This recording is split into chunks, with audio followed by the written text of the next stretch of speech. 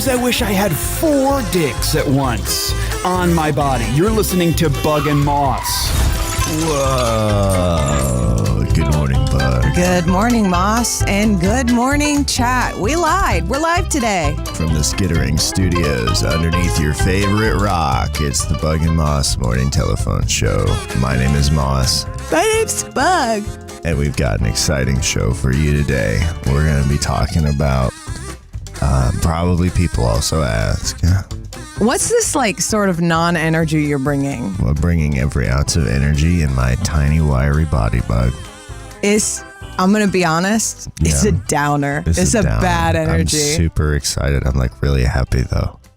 Okay. I'm pretty happy, though. I'm pretty excited. You know how it's really hard when you hear low energy people that make it work? You're like, wow, it's really crazy they're making that work. I feel like I don't think enough about how hard it is to play off of them. To play off people as who are a fellow low energy. performer. Yeah. Yeah, dude. You're giving nothing. I'm so sorry, bro. Yeah, that's cool. Hey, listen. I'm heard, chef. I'm picking up what you're putting down. Uh-huh. This is the Bug and Moss Morning Telephone Show. Hi, I'm your least favorite version of Moss, according to Jordan. Good morning. I'm sure I'll wake up. I feel like I was turned inside out, and then rather than be cleaned, which is what you want when you're turned inside out, right? So you want someone to roll over you with sticky tape and pull off all the things that are stuck to your insides. I thought you meant clean your carcass, as though you were a game animal. Yeah, no, it's sort of the same thing. It's kind of like the eternal question of what temperature water would you wash your brain with? Yeah. I'm saying that I want to, if I had a genie wish, and that's tough. If I only had one genie wish, if I had a couple genie wishes, one of them would be, hey, can you turn me inside out, wrap your hand in sticky tape and just sort of pat me down and pull all the stuff out of the insides of me that's sticking in there and making me feel bad, like a lint roller, but for my body and soul. Okay. Yeah. I feel like somebody did that, but instead of sticky tape, they had a bunch of used diapers. Oh yeah, and they just kind of put those in. They just kind of tuck them into my body. My body feels like it is filled with used diapers. Yeah. Yeah, I don't know, man. I'm fucking super tired. Colin also got 1 hour of sleep in the chat. I love that you said also. Did you get 1 hour of sleep? No, I probably got 1 hour of good sleep. Okay. Jordan says, I used to work with 500 of that person when I lived in Portland. Yeah. Which Portland? Nope, don't answer that. I know that. You know, it's crazy, though. What's Portland, Maine? What do you mean, what is it? What's Portland, Maine?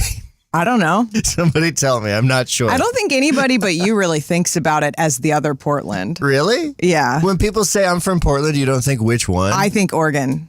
You think what? Oregon. Oregon? Yeah. You mean Oregon? No, that's a special you thing. Oregon? It's not pronounced Oregon. You Surely. say Oregon. Yeah, maybe. And I have never heard that before. I think there's 2 Portlands.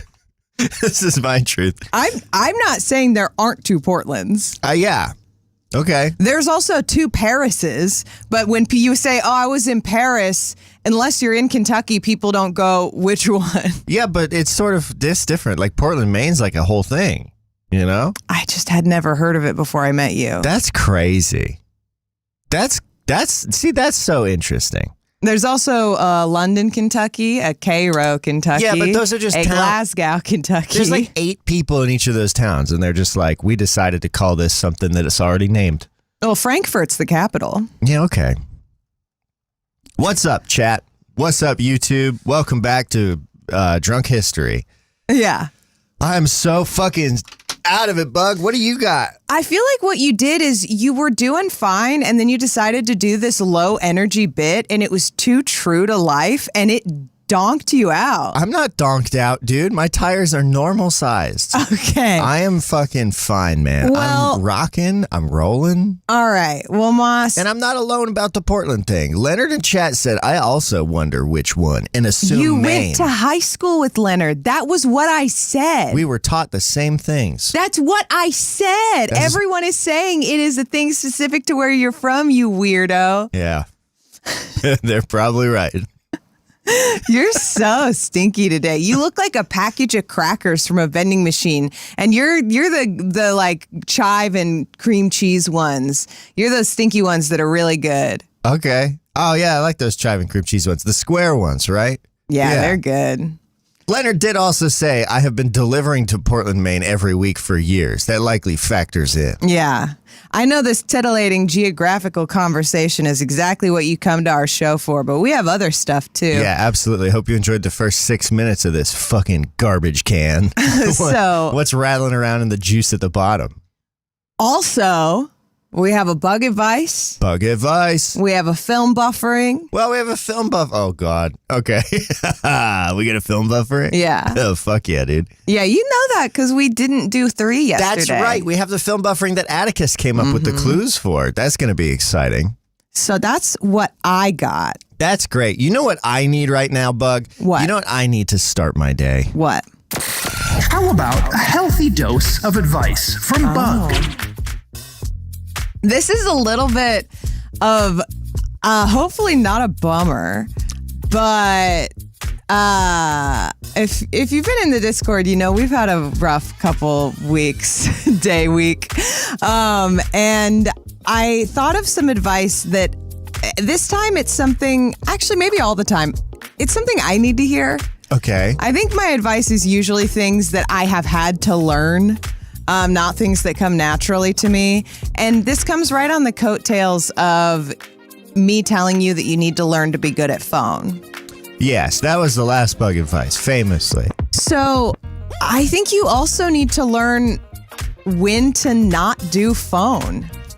And okay, interesting. Is this me specifically, or is this general advice? This is general advice. So it's the royal you. You're so on edge. You're like, is this about me? What are you saying? What do you mean? Am I on my phone too much? No. What is the... No, this isn't... Oh, I see. This isn't about like cell phone. This is about talking on the phone. Okay. I think it's really important to know that it's okay to tell somebody that they're going to need to lay things out in an email.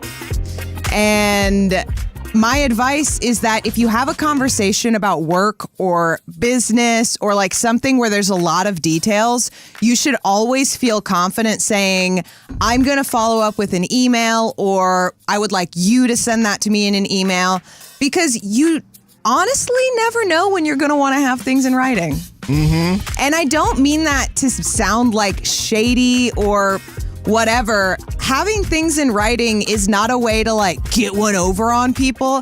It's just a way for everybody to have a record of what was said.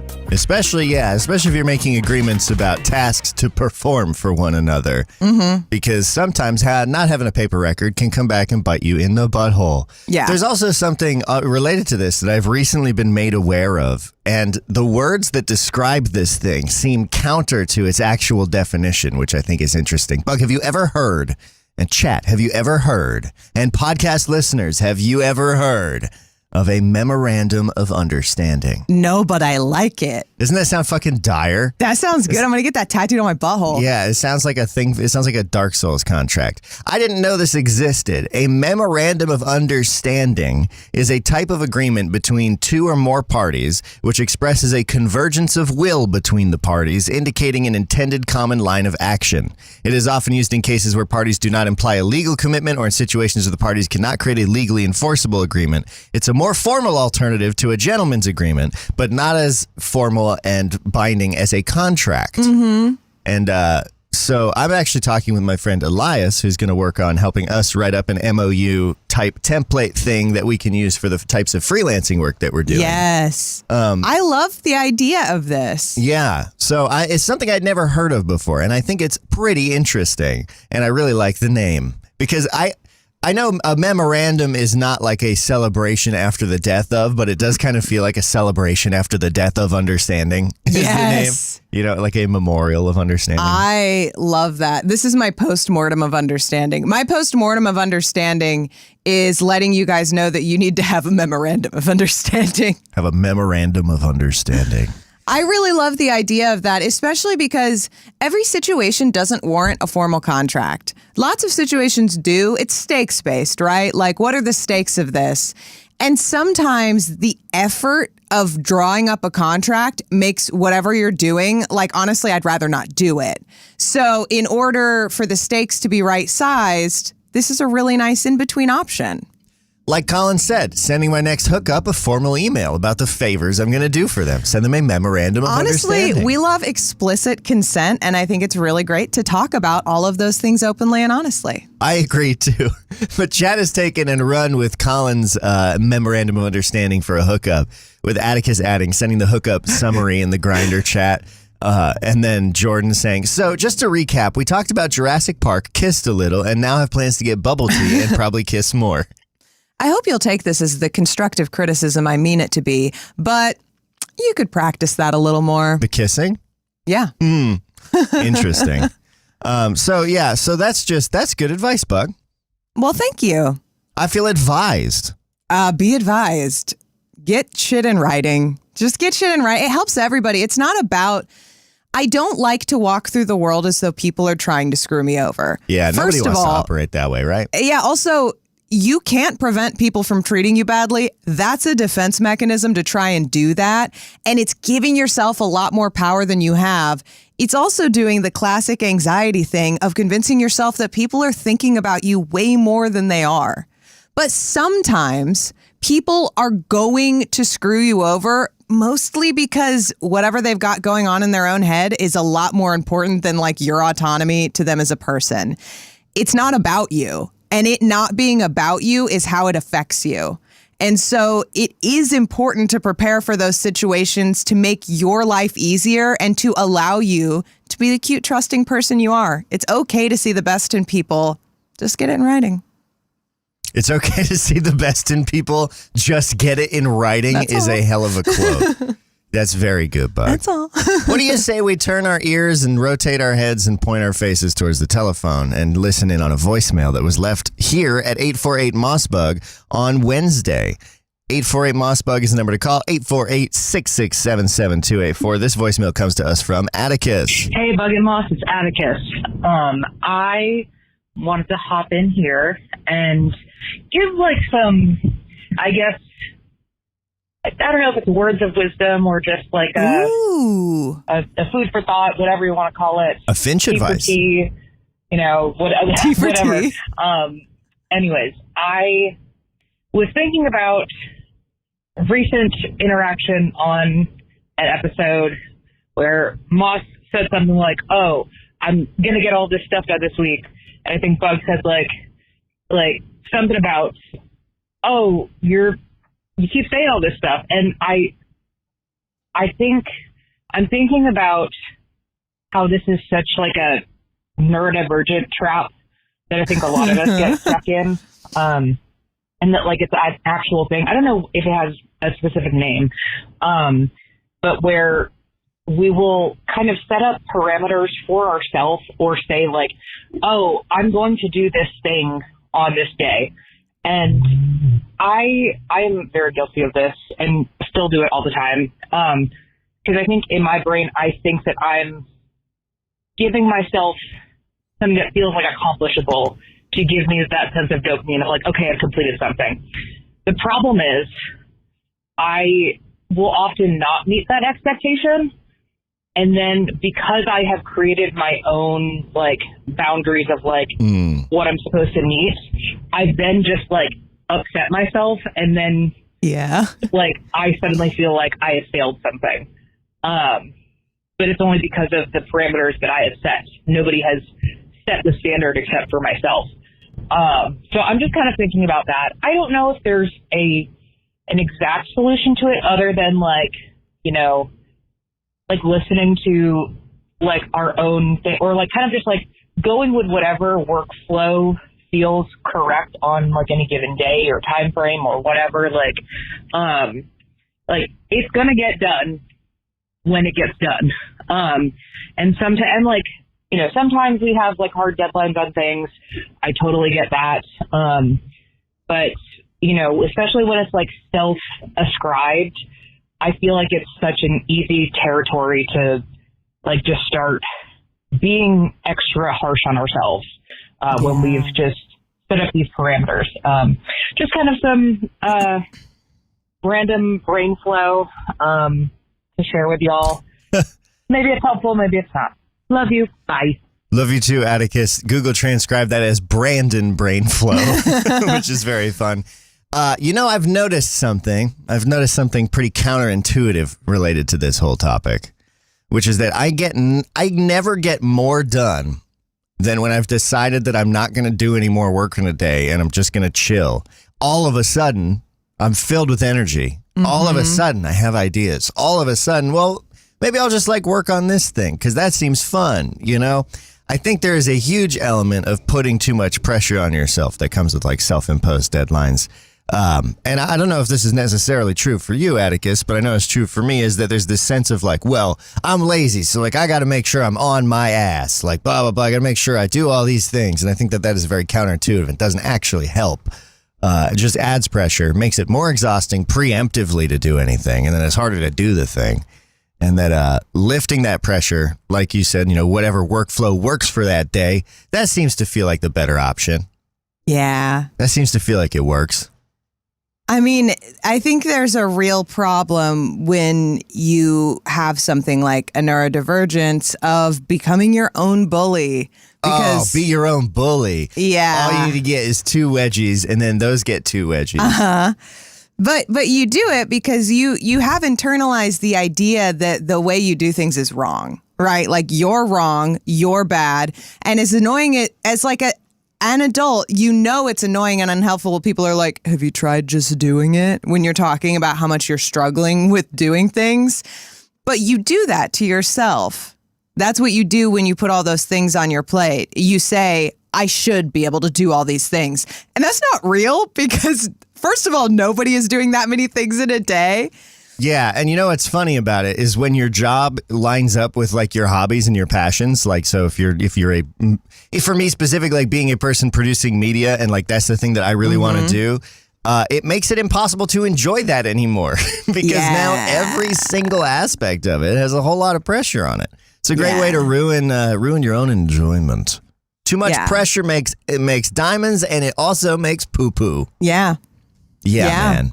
Colin says inside there are oh no. In the chat, Colin says inside you there are 2 become your owns. One is a boss and one is a bully. And they're both boys and they're kissing. Womp womp womp womp. Hell yeah. Hey Bug, there's another voicemail in here. This is sitting in here. This came in from none other than the inimitable Jordan Reed. Ooh. Bug, Moss, this is Jordan Reed. I'm in the van right now driving to Washington, D.C.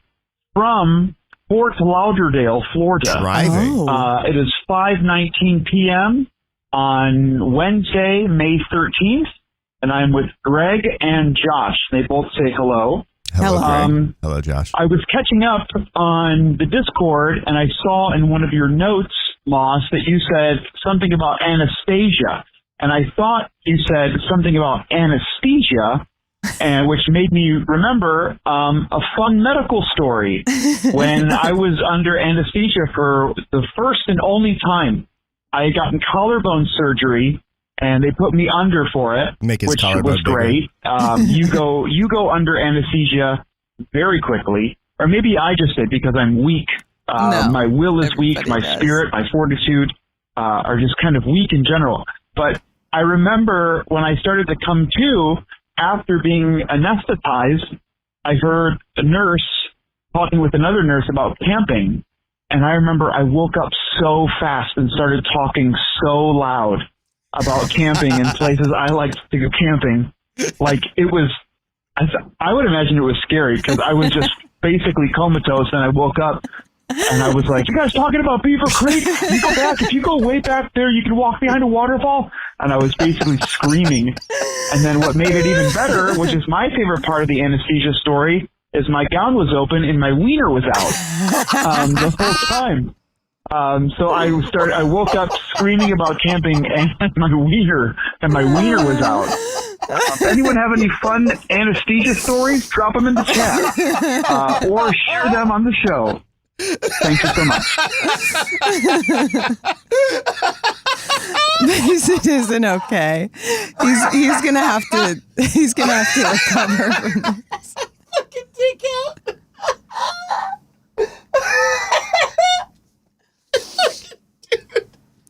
Oh my God, I'm crying. Jordan, that's so fucking funny. Oh, I'm sorry, guys. Oh man.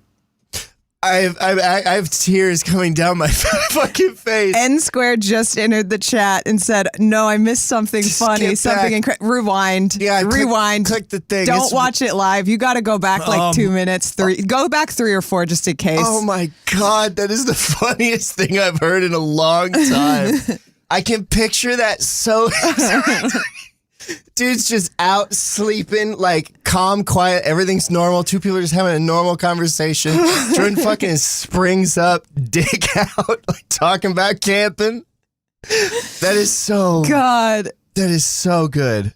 Oh my God, I have a headache now. I laughed so hard, the pressure in my head got crazy. This is my pitch for the remake of While You Were Sleeping. What is that, Bug? It's a Sandra Bullock movie where she pretends that Sandra Bullock, like from the Lake House. Good job. Yeah. That normally doesn't work for you. I know her. Where she pretends she's dating a guy that she's had a crush on when he passes out on like a subway platform. And then he's like comatose and everyone thinks she's his fiance. And then she's falling in love with his brother. It's a lot. It's pretty good though. It's a romantic comedy. We did stuff like that. That's great. But it'd be really funny if he sprung up, dick out, and started talking about camping. Oh my God. So Jordan's end of that message was asking us if you have any fun anesthesia stories. To follow that? To follow that, God, I don't know. Well, you were really funny when you came off anesthesia. They love you. It's because it's the first time I get to sleep good ever. Yeah. It's like the best nap, but it's also terrifying because I hate the way time is deleted for you. Mm-hmm. It freaks me out a little bit because it's like, oh, when I die, I'm not going to know. You know, that's my first thought when I wake up. I think it's so interesting that it freaks you out. I find that deeply comforting. Oh, no thanks. I've only been under anesthesia a couple times. Both times, however many times, I've been like, this isn't going to work on me. And then I wake up. Why are you so confident it's not going to? I don't know. What do you think you're better than propofol? Yeah, I guess. Well, it's more like I'm worried I'm better than propofol. And also, it activated something in me because the first time it happened, I was a little kid. And I remember they're counting down, and I'm like, we'll see about this. Like, I'm not going to make it easy for you. Doesn't matter what the fuck you do. You're going to sleep. That is so funny that you would want to, like, resist that and push back on that. I get incredibly nervous each time. I've been put under 3 times. And then every time, it's always instant out. They're like 3, 2, and then I'm waking up. Every time it happens too, I wake up and I'm like, oh, did something go wrong? We're going to have to do it again. And they're like, it's over, babe. It's been like 3 hours. It's done. Everything went well. And I'm like, really? That's crazy. I just fell asleep for a second. I wake up in such a good mood. Yeah, I just want you to chat. do. I just have so much fun. I'm just trying to make people laugh. You are so funny every time they come get me, because a couple times recently you had a colonoscopy and an endoscopy. So there were 2 times that they put you under pretty close together. If they did them at the same time, they could have touched tips in like the middle of my body. I don't think they're supposed to do that. I don't think so either, but they could have. It's really funny though, because every time I'll just be like in the lobby, I'll be knitting, it's whatever. And every time they come out and they're like, Brooke? And then they're like, he's ready. They're like, he's been asking about you. Well. And I always come back and you're just like, hey. Well, got all your little friends around you. All the nurses are gathered around your bed. Well, yeah, because I was chatting with them. I was making friends. I think the last time after the butt scope, I think the first thing I said when I woke up, I was like, is my wife here? I miss her. They loved that. You made so many friends. We had a good time. Do you hear that street sweeper? Holy moly. Next time one of us goes under, we should like write on our tummies, like, listen to my morning show, 7 a.m. weekdays. Yeah, I'll write bugandmoss.com and a little ring around my butthole. So as they're sliding the scope in, maybe they'll get it on video later. It'll be like the Tunnel of Love video. And you know that all doctors like to do is share colonoscopy videos, sickos. Fucking yeah, they do. Doctors are gross and weird and pretty creepy. You gotta be pretty creepy to be sticking your hands inside of people's organs. I don't agree with Moss on this one. That's his take. That's my take. Hashtag every doctor is a creep. Hashtag yes, every doctor. Every doctor. They love that shit. The reason that I'm not on his side is because there's a world in which I would definitely be in the medical field. I'm also a creep. You'd be in the medical field? Yeah. What would you do?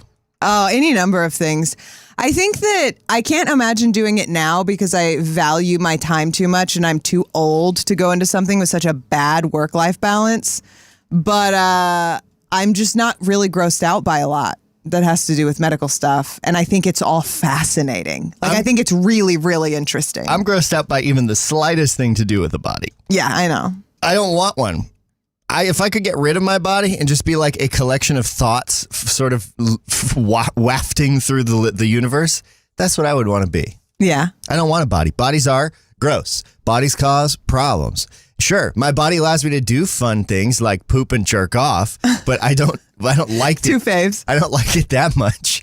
I would happily trade it to just be able to be like an entity. You know what I mean? I want to be a sphere. I want to be perfectly spherical, probably like green and gently glowing. I think that's sort of my ideal I form. love that for you, and that would work for us as a couple, but I like having a body. This is my into husband, the body. the orb. Yeah, that's fine. I'm so here to have like a genderless orb husband. Oh, genderless orb husband is what I want. Yeah.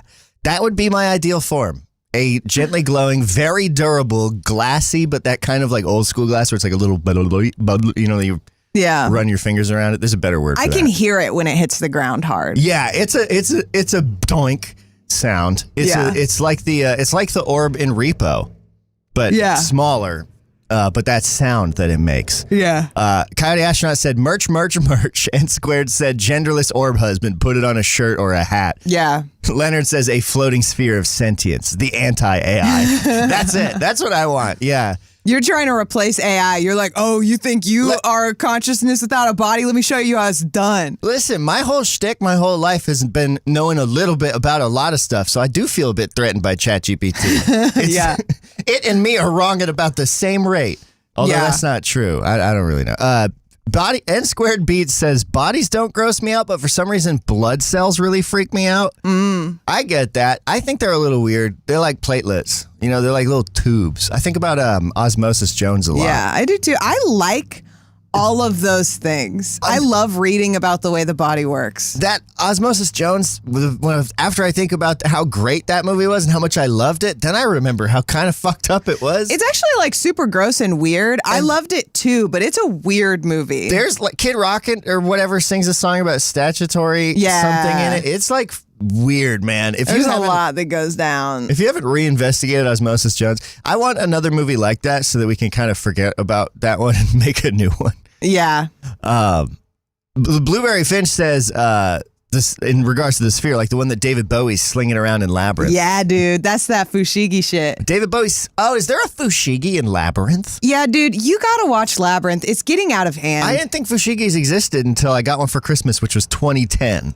And there was all those commercials with the guys like doing sphere tricks and making it look like it's rolling. I mean, I don't know if it's a Fushigi TM Fushigi, but it's a Fushigi. I had a Fushigi. Have you ever had a Fushigi? No. You ever felt a Fushigi? No. Held a Fushigi? No. It's a little sphere. And it's reflective. You know it. Like you remember glasses? the commercials? I know, yeah. That's not what you asked me. I have a story about Fushigi. Okay. I got one for Christmas and I had it and I couldn't do any of the tricks. I tried to do all of the tricks. I looked up the commercial on YouTube and I tried to imitate the tricks that the guy in the commercial did. Couldn't do any of them. left it on the shelf on my piano, and then it was there for ages. And then Tucker comes over, we're hanging out one day, and we're making music together. Tucker notices the fushigi, snatches it up off of the piano, and goes, "Oh, I hate these stupid fucking things. They're such a dumb, stupid gimmick," and proceeds to do every trick from the commercial, and then like rolls it up and over their shoulders to their other hand, and then like just pops it up. And that's the kind of person Tucker is, and that's endlessly frustrating. They're just good at shit. Yeah, that sucks. It was really cool, and I think I gave it to them. I don't know where that thing ended up. I eventually learned a couple tricks. Yeah. Yeah. Tucker, if you're listening and you have a fushigi, just send a video, Graham. Been trying to get Tucker to listen to this show forever. But like a true friend, they never will. Yeah, that's not true. Colin, golly, gee willikers. Colin says, I think Az's Calzones has one. Az has fushigi energy. Az and Tucker are similar in that I bet they're both the kinds of people that are just good at doing stuff out of nowhere. Yeah. And Square B said, I found one in like a discount store and they didn't let me buy it because the box was opened or whatever. That's weird. Yeah, that's really fucking weird. It's a discount store. Grow up. And Squared says specifically about the blood cell thing, zooming in on blood cells, and then I think about them floating around in my insides. Yuck. Yeah, if I think about the stuff going on in my body too much, if I start thinking about how it all exists mechanically, how it all is present physically, it's all just like held together stickily. That's so interesting because I don't feel that way about stuff in my body, but that does happen to me. I say this as a person who's really into theoretical astrophysics and like I love space. When I start to really think about the idea of the conception of the universe and the way that everything is thrown together and works together and held together with gravity and existing in space, that can send me into a real existential spiral. But that's not sticky. Yeah, it doesn't smell bad. I don't care about that. Like the sticky smell bad part is very grounding to me. Really? Yeah. See, if the universe was sticky and smelled bad, I think I'd be more scared of how small I am. I think a lot of it probably smells bad. Well, yeah, it contains everything else that I am scared of, but like on the balance, you know? And like N Squared says, what if space was sticky and smelled bad? This is a movie. We don't know that it isn't to some degree. In a world where space smells like ass, where planets are sticky, and so's the space. Doesn't ozone kind of smell like ass? I've actually heard that space does smell strange. Yeah. Kind of burnt. Yeah. And chemical. I have to ask our science friends who know more about space and have touched stuff that's been in space. Yeah. We got some space buddies. You got space buddies? You should get some space buddies. Yeah. It's pretty cool. I wonder what spacebuddies.com takes you. Want to go on a random internet journey? Do it. Spacebuddies.com. Spuddies. A risky click. Here we go. I'm going to see if it goes anywhere. And if It's not. It's going to be my domain if it doesn't go anywhere. It's taken a real long time. Yep. Does not seem to be going anywhere. So let me go ahead and check availability at namecheap.com. Although I should check out the other one, like Pork Bun or something. I can't remember. Spacebuddies.com is taken. Spacebuddy.com registered in 2005. Do you think that Space Buddies is taken by the team behind Air Bud? I would bet anything that it probably is owned by some kind of like thing like that, like for a movie or for a company or for like an obscure reference in something, you know? Coyote Astronaut says 99% sure Space Buddies was a dog movie. Okay. So apparently Space Buddies was an Air Bud movie. Yeah, okay. I'll take everyone's word for that and not look it up. Yeah. Cool. Awesome. Shall we go forward? Yeah. Shall we go forth? Yeah. Are you ready for it? Yeah. You want to do it? What are we doing? Well, we're going to play your favorite game. My favorite game? Your favorite game. Oh, it's time? It's time. Oh, that makes me so happy. Hey, what's up? It's time for the thing I love the most. Presumably, Moss has lived a pretty full life, but movies really didn't make their way into that equation. This is film buffering. All right, everybody, this is Film Buffering, the game where Moss tries to guess a movie. He's going to have as many points as there are questions. Today, there are 6, and our Film Buffering is presented by Blueberry Finch, our friend Atticus. Just remember, please play along at home, but if you're in the chat, do not say the name of the movie, but feel free to let us know when you think you've got it. Oh boy. Are you I ready? got 6 points on the board. For the full 6, what's that first clue, Bug? A young girl prepares to marry her fiancé in her hometown. However, before her wedding day, she's on a mission to find the true identity of her father. A lifetime mystery she has never solved. After secretly reading her mother's journal, she finds the identities of the men in her mother's life before she was born. She contacts each anonymously to come to town for the wedding, citing her mother as a way to lure them there. Okay, so at first I was thinking Beauty and the Beast, and then I realized that none of that happens in Beauty and the Beast.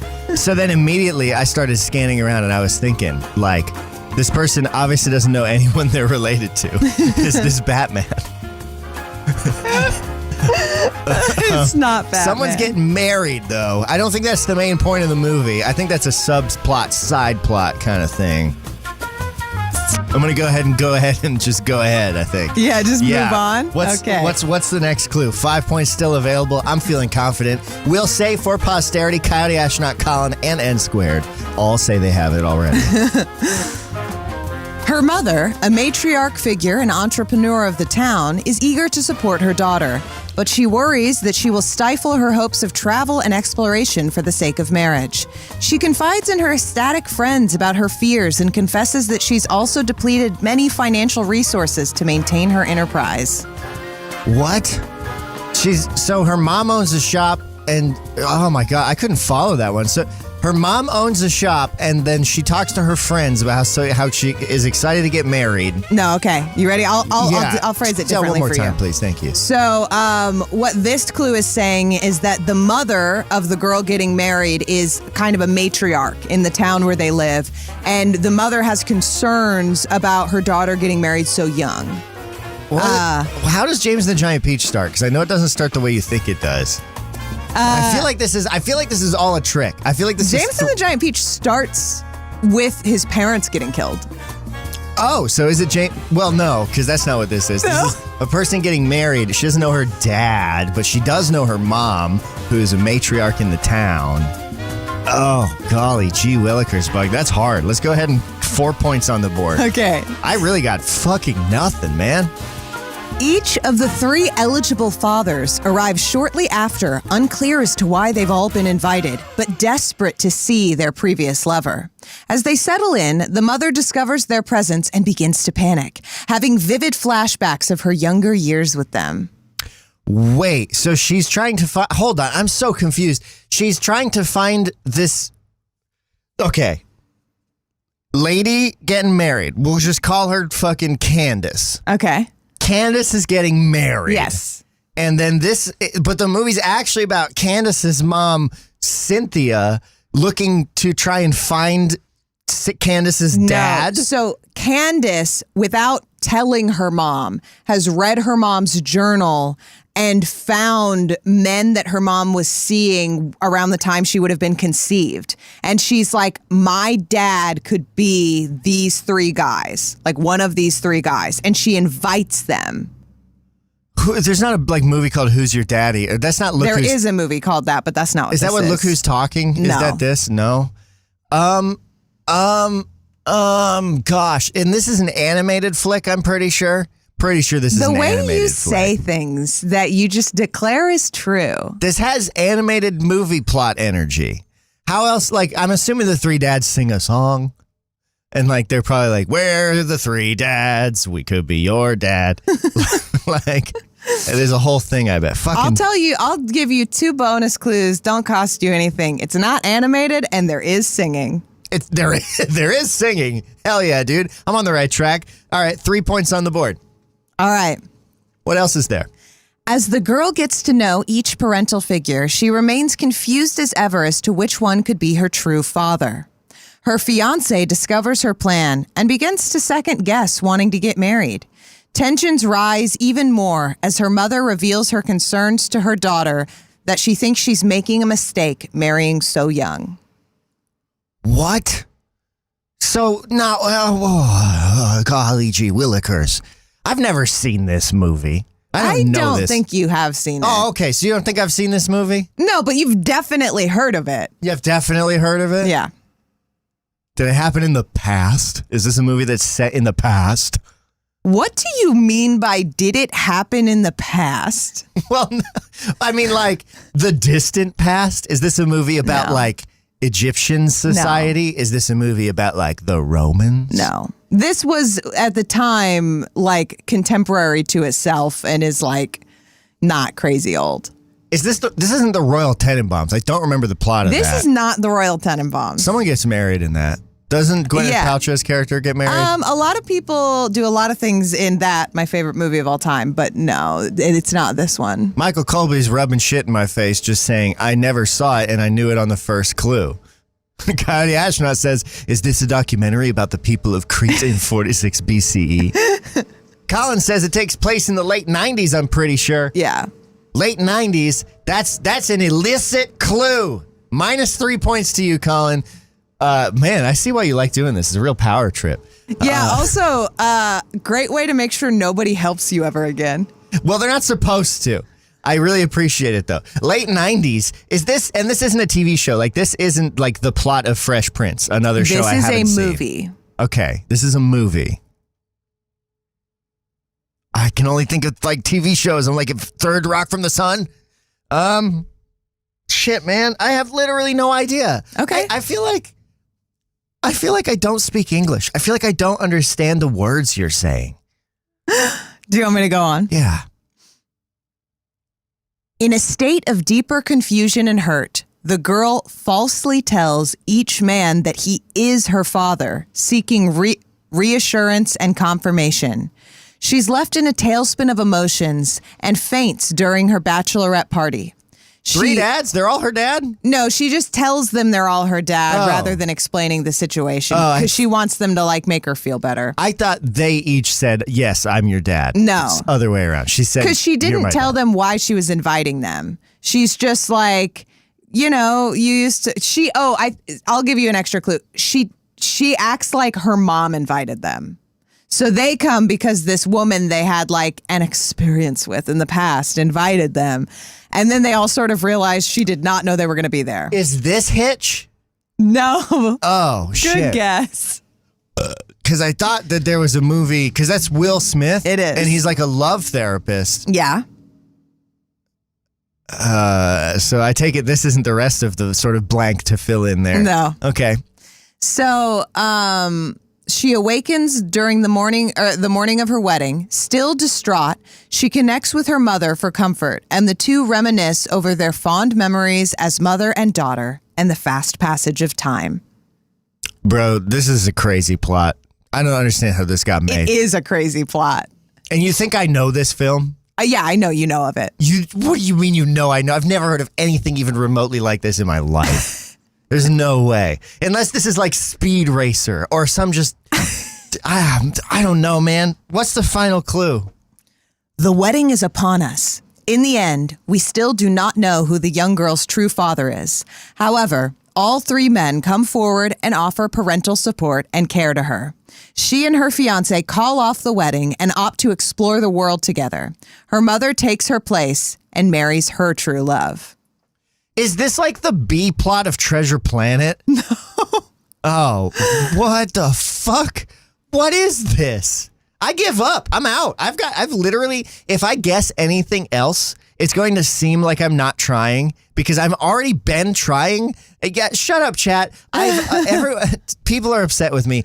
I don't know. I have no idea. Your body language is so closed off right now. You are so upset. I'm like I'm like clenching my arms together really tight. My shoulders are blocking my ears. Hey, Moss. I feel really small. Moss. I don't know what this is. Hey. Yes. I know you're trying. Thanks, bud. I appreciate I'm you trying your really best. hard. Also, Chad, I'm sorry I said to shut up. I don't actually want you to shut up ever. The day you shut up is the day I'm going to be like, fuck, we lost our edge. Show's over. No one's showing up anymore. I don't know, dude. Do you want any? I want this to end. You want it to be done? Yeah, I want it to be over. This has been not a bad experience, but a trying one. This is Mamma Mia. What do you mean it's Mama? The one with the rat on his head where he makes the fucking food? That's Ratatouille. Oh, what's fucking Mamma Mia? Oh, the ABBA thing. Wait, that's what happens in the ABBA movie? Yeah. Which I always forget. It's called Mamma Mia, and my brain is just the ABBA movie. Yeah. Well, so it was a stage What? play first. So, okay, what? That's ABBA? I literally don't know the plot of that movie. Never heard anything. I don't know the conception of Mamma Mia, but all the songs existed. And then someone made a musical around it. They weren't like written for it, I don't think. My perception of that movie is literally Mamma Mia, something let me go, my, how could I resist you? And that's it. That's close. And it's just ABBA music. There's a plot to Mamma Mia? I literally thought it was like a live concert experience. Like it was just like I think it was devised to highlight the music. It was written for the songs. The songs were already songs. Now I'm just like actually curious because it's really hard to follow in the Clue format. Can you give me the rundown of the plot of fucking that movie real quick? Yeah, What? so the plot of Mamma Mia is that this girl's like 18 and she's getting married and she's been raised by a single mom and she has like daddy issues. She wants to know who her dad is. Excuse me. So she is reading her mom's journal and she's like, oh, these are like 3 men my mom was seeing around the time that she would have become pregnant with me. And so she sends them letters as her mom being like, oh my God, like come to the island. They live in Greece. So I wasn't too far off. No, from Wit thing. And all of it. And the 3 men show up not knowing that they might like have a daughter they don't know about. And then the mom's like friends are in town for the wedding and they're all talking about like when they were young and there's all these like feelings and then they like end up resolving to just travel the world together instead of getting married. Yeah, which is actually a great ending. Yeah, that's cool. What is this a good flick? It's fun. It's really fun. It's fun? It's really fun. I mean, ABBA's music is really fun. I would love to see the play. As a movie, it's fun. I mean, Meryl Streep's in it. Love her. And who's the Sandra Bullock, my favorite who actress. plays Sophie? I love her. Sophie? Oh, that's Julia Louis-Dreyfus.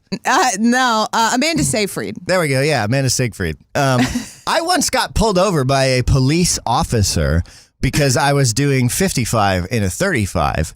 And as the police officer pulled us over, we had to turn down the radio. He walked up to the car and he was like, you were going pretty fast. And we were like, yeah, sorry. And I turned up the radio a little bit and it's Super Trooper by ABBA. And I was like, we were jamming out to this ABBA on the radio and we weren't paying attention to how fast we were going. And the cop laughed a bunch and let us go. That's great. So thanks, ABBA.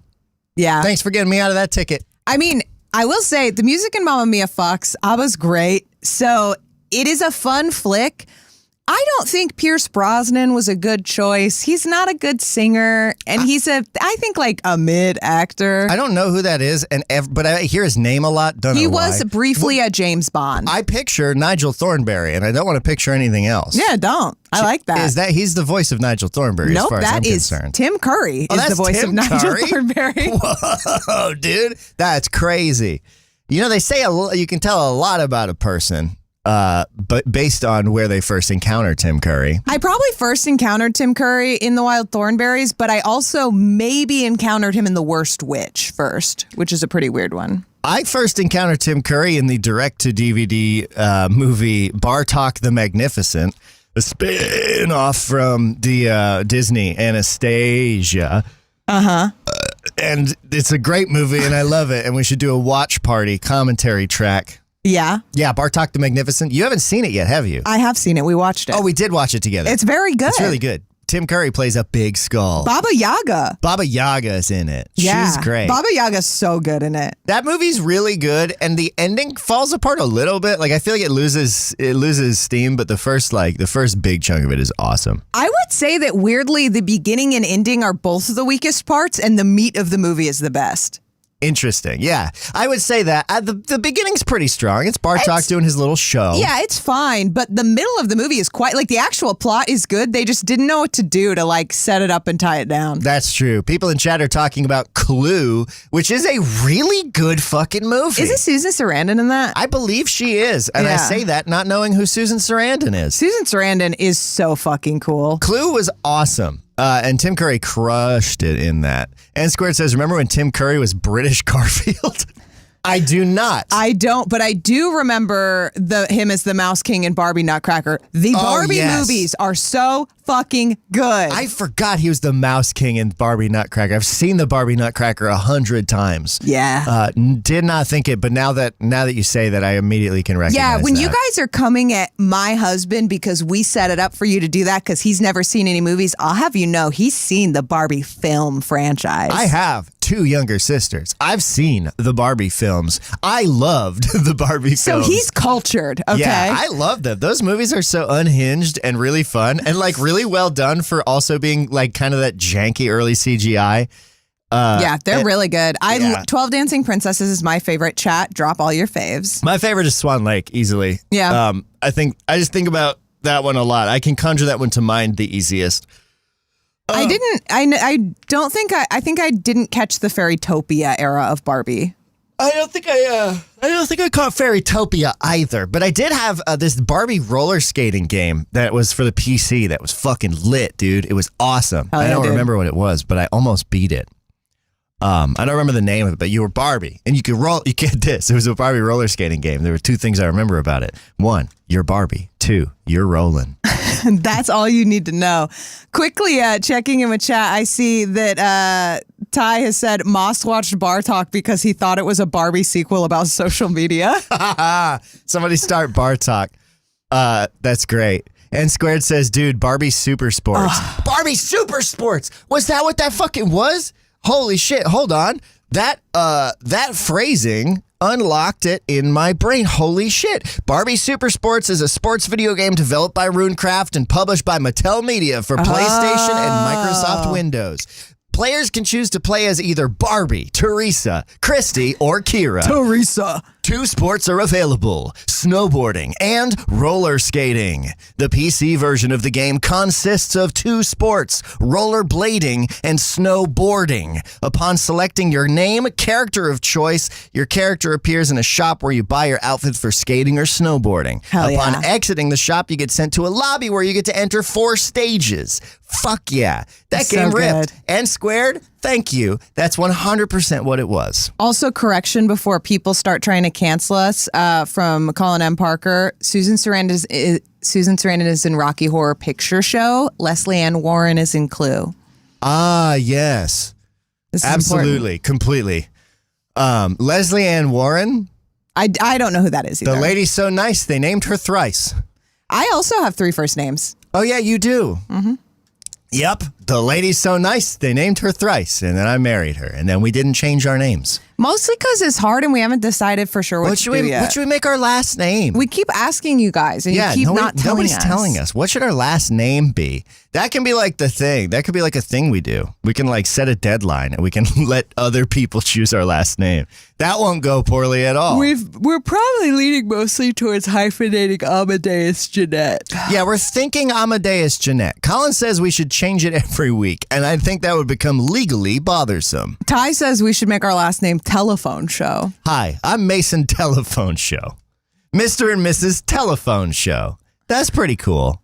Yeah, that's pretty good. That was a good suggestion. And Square says Lasty McLast name. That's rough. We want to change this IRL for real. We need something cool. One of the ones we thought about was Wicked, because like Brooke Wicked sounds cool.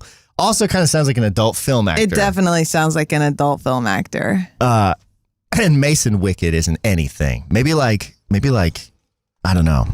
We've kicked around a lot of things. We have kicked around a lot of things. We have not decided on any. Atticus says we can hyphenate as Bug Moss. Hi, I'm Mr. Bug Moss. This is my wife. I'm Miss Bug Moss. That's pretty great. Brooke Bug Moss. Brooke Bug Moss is pretty cool, actually. Mason Bug Moss. That's not too bad semantically. Yeah, we're getting there. That's got the right bounce. Colin suggests we make our last name 848 Moss Bug. That's cute also. Ah, shit. It's 7:55. Hey, guess what, Bug? What? There was something that I wanted to do today on the show, but I don't know that we have time to. But it's something that you can do, listener, whether you're here live or listening on the podcast. I'm going to let that screaming boy out. Watching on YouTube. I didn't realize the screaming boy is in here. Our friend and neighbor, Michael Colby, is looking for people to call a phone number and leave a message as though you are doing a prank over the loudspeaker at a grocery store. Here is the number to call. 8NerdBoy27. That's 863-732-6927. Call 8NerdBoy27 and leave a message like you're doing a prank over the loudspeaker of a grocery store. Do it as yourself, do it as a character, do it as both, and then text that number and tell Michael your name and how you'd like to appear in the credits. It's that simple. Michael says be as clean or as dirty as you want. That's the number. Go ahead and leave it. I was going to have us call in and leave voicemails while we're on the air here. But we're going to be throwing our hat in the ring at some point. You should throw your hat in the ring whenever. Yeah, we might do it while we're driving.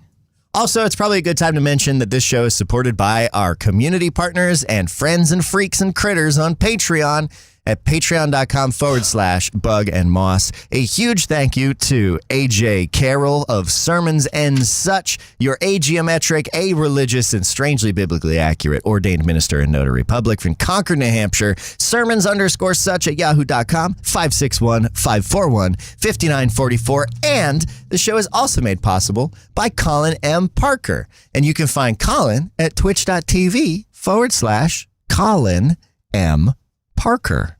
The show is also made possible by Atticus, Blueberry Finch in the chat, Mix and Max on Instagram. Check out Transcend, which is an amazing cabaret of performers who are doing performances with all kinds of gender expression. Cabaret of performers. It's performers. It's a cabinet.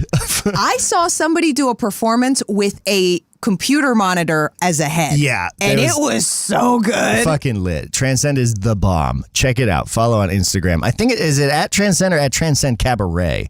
I think it might be Transcend Cabaret. I think it will come up if you search. Yeah. TRANSCEND. And I will find out right now. It's at Transcend Cabaret on Instagram. Hell yeah. I almost just said I promise next week I'll have our whole things Don't streamlined. do it. Don't do There it. I go. I'm promising shit. Okay. Uh-oh. So also I would like to say that I will be officiating my first wedding this weekend. That's where we're headed. We're headed up to Chicago to celebrate our friends Jess and Simon, who are getting married. So married. They're going to be so matrimonial. It's going to be so glorious. They're going to be super married. So I have my ceremony script printed 4 times just in case in my little binder, and it's packed up. Also, before we leave, everyone check out this book that I made for my friend Bridget Silk's performance. How do I? It's Brooke printed out this cover of Voodoo for Dummies. She sent it off to CVS to be printed in full color pages, and it came out good. Put it together on this book. I didn't actually put the work into graphic design it. I got a pretty high res image from an eBay listing. The application is so good that I think on camera or from more than an inch and a half away, it looks like a legitimate book. Yeah, if any horror fans will probably realize that Bridget is absolutely iconically doing a Child's Play / Chucky themed performance. I am afraid of dolls, and I also printed and cut out lovingly a lot of pictures of Chucky's face. Yikes. I have not seen those films, and I never will. I think I watched the first Chucky, and it was whatever. I've watched a lot of horror flicks. Weirdly. Yeah, you like that shit. Well, when I was in middle school, we would very often go to my friend Timmy's house. Me, Timmy, EJ, Andrew, Dana. We hung out there a lot. We watched movies. We watched horror movies. We thought we were cool, getting scared and stuff. The one I remember the most, the one I think about the most, Jessica Alba, The Eye. Yeah, dude. I don't know anyone else who's watched it. No one wants to talk to me about it. I don't know what The Eye with Jessica Alba is about. I was very into Honey with Jessica Alba, which is about dancing. But I did see a different horror thriller about eyes. Jessica Alba, The Eye, is about Jessica Alba in a horrible accident. She gets a bunch of glass in her eyes. Oh no, that's bad for them. So then they take her eyes and replace, she gets an eye transplant surgery thing. And then suddenly she can see ghosts. Okay. And so she goes to this little town and does that. She sees many ghosts. I thought it probably would be kind of a blind thing because there's a horror thriller where this woman is blind, but then she gets a procedure so that she can see, but she witnesses a murder when her eyes aren't good yet. Oh, rough. And so then she's like, ooh, who did? She's like, it was blurry. Who could that be? Oh, boy. Well, you've done it again. You've squandered another perfectly good hour listening to Car Talk. This is totally ripping that exit off. Go listen to Car Go Talk. listen to Car Talk. Continue the conversation there. No, you wasted a whole hour squandering it watching us two freaks sit here and chitter chat about whatever, but we're really happy you did. Yeah, we're so glad you guys are here. Yeah, we'll be back next week, hot, ready, fresh, sticky, stinky, clean. We'll be like blood cells soaring through the arteries and capillaries to find and bring you entertainment. That's right, we will. Whoa. I love you, Bug. I love you, Moss. This is Bug and Moss.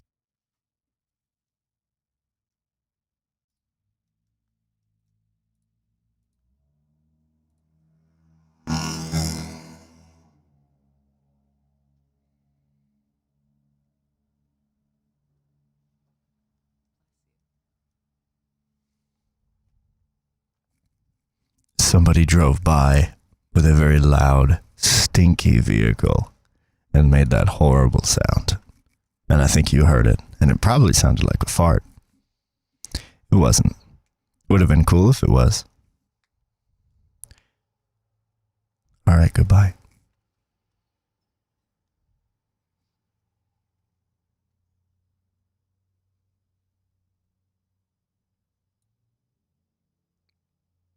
This is a test to see if this gets cut off or streamed or not. I'm clicking the button now.